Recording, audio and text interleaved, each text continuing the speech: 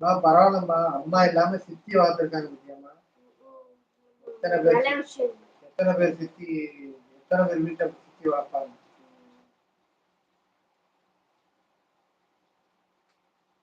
என்ன மாப்பிள தத்துவத்தை சொல்லிடுவோம். ஆனா இவர் ரொம்ப ஷார்ப்புன்னு நினைக்கிறேன் மாப்பிள பர்வீன்காரங்க. நான் என்ன கவிதை சொன்னாலும் டக்குன்னு அவர் தான் முதல்ல நல்லா இருக்கு கவிதைன்றாரு.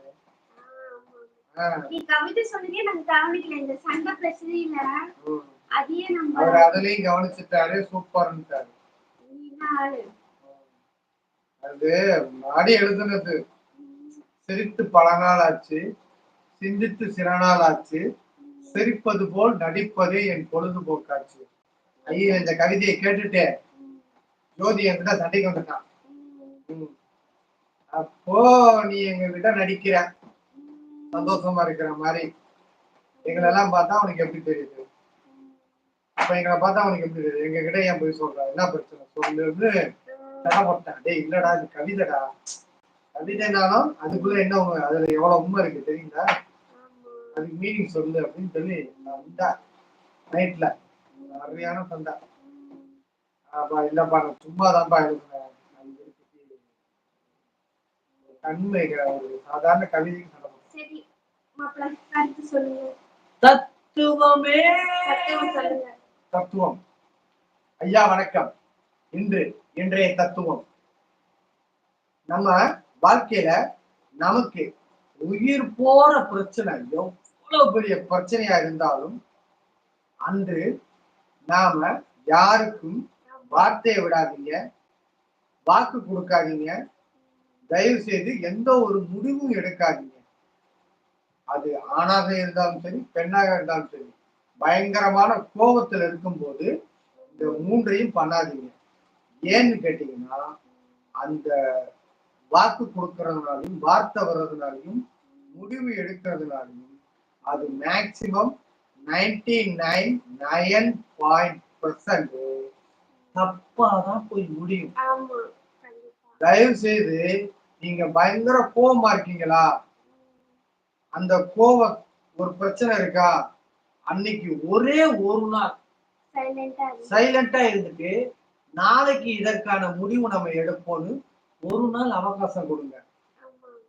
கண்டிப்பா அந்த ஒரு நாள்ல உயிர் போற பிரச்சனைக்கும் கண்டிப்பா ஒரு தீர்வு இருக்கும். அது உங்களுக்கு இந்த மூளைக்கு தெரியும்.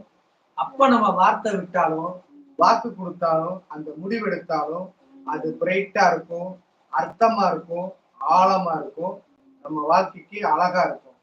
ஸோ தயவு செய்து கோபமா இருக்கும்போது யாரையும் திட்டாதீங்க. தயவு செய்து எந்த ஒரு வாக்கும் கொடுக்காதீங்க, எந்த ஒரு முடிவும் எடுக்காதீங்க. அது நிறைய பேர் வாழ்க்கையே தசை மாதிரி இருக்கு. ஏன்னா சில பேர் இங்க தற்கொலை பண்றாங்க இல்லையா?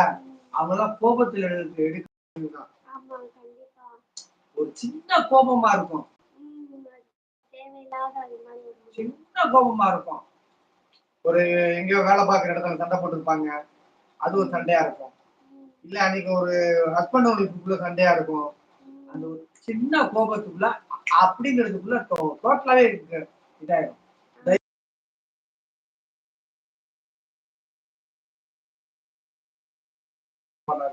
ஓகேவா? ஓகே நாங்க இன்னைக்கு சாப்பிட போறோம். இன்னைக்கு ஹாப்பி சண்டே. எல்லாரும் எப்படி இருந்தீங்க? ஜாலியா இருந்தீங்களா? உங்களுடைய மேலும் மேலும் வெற்றி தமிழ் சேனலுக்கு உங்களோட ஆதரவை தெரிவிங்க. நீங்க சப்போர்ட் பண்ணாதான் நாங்க வளர முடியும். நீங்க லைக் பண்ணாதான் எங்களுக்கு அது ஆறுதலா இருக்கும். தயவு செய்து வீடியோ பார்த்துட்டு ஓடாதீங்க. எங்களுக்கு நிறைய நல்லது செய்யணும்னு ஆசை. ஆனா வசதி இல்ல. அதுதான் எங்களோட பிரச்சனை. ஆமா எங்களுக்கு உங்களோட சப்போர்ட். வாரீங்க அப்படியே போறீங்க, வாரீங்க அப்படியே போறீங்க. என்ன பழக்கம்? அதானே.